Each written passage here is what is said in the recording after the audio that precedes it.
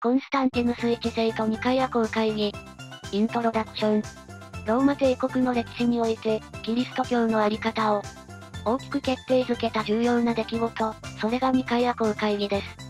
今回は、ローマ皇帝コンスタンティヌス一世と、ニカイア公会議について、ズンダモンと四国メタンが対話形式で解説していきます。コンスタンティヌス一世の改宗。コンスタンティヌス一世ってどんな人なのだ？コンスタンティヌス一世は272年頃に今のセルビアにあたるナイススで生まれた皇帝なの。彼の父コンスタンティウス一世はローマ帝国の四帝体制の一人として西方を統治していたの。若い頃から優れた軍事能力を持っていて、父の死後306年にブリタニアの軍団から皇帝として推挙されたのよ。どんな出来事があったのだ？最も大事なのは312年のミルビウス朝の戦いよ。マクセンティウスとの決戦を前に、コンスタンティヌスは空に輝く十字架の印を見て、この印のもとに勝利せよっていう神のお告げを受けたと言われているの。彼はすぐに兵士たちの盾にキリストのモノグラムを描かせて見事に勝利を収めたの。この体験が彼のキリスト教への改宗の決定的なきっかけになったのよ。キリスト教公認への道のり。改宗した後、どんなことをしたのだ？最も大事な政策が313年のミラノミコトのリレーよ。東方皇帝リキニウスと共同で発布したこのミコトのリレーは、キリスト教を公認しただけじゃなくて、没収された教会の財産返還を命じたの。これによってディオクレティアヌス帝以来の大規模な迫害に終止符が打たれて、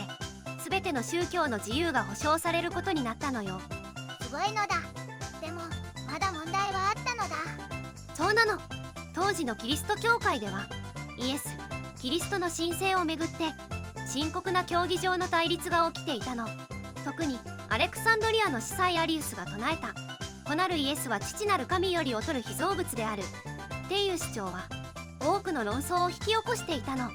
この分裂は帝国の安定も脅かしかねない重大な問題だったのよ。ニカイア公会議の開催。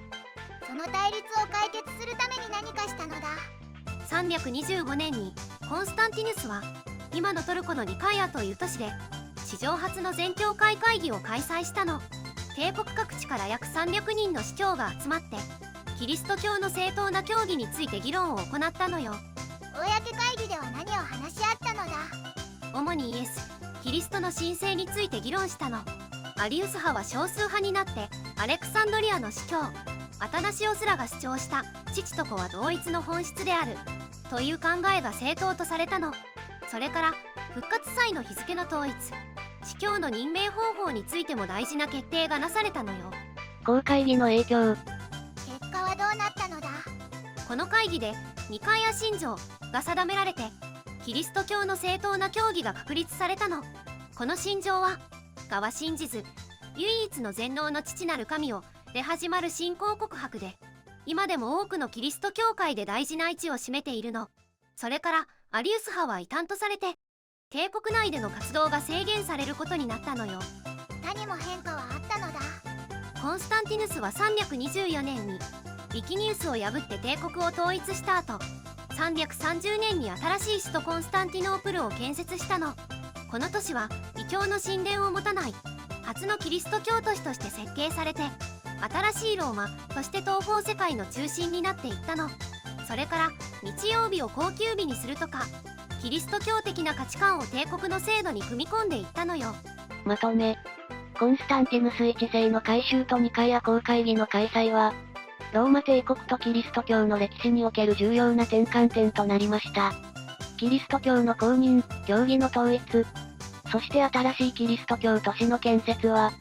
その後のヨーロッパの歴史や文化に深い影響を与え、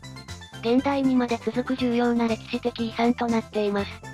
特に、ニカイア公会議で確立された教義や組織形態は、現代のキリスト教会の基礎となっており、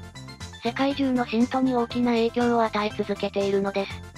今日の動画はここまで。最後まで見てくれてありがとうございました。このチャンネルでは歴史上の人物に関する情報を5分以内の短くまとめた動画を毎日投稿中。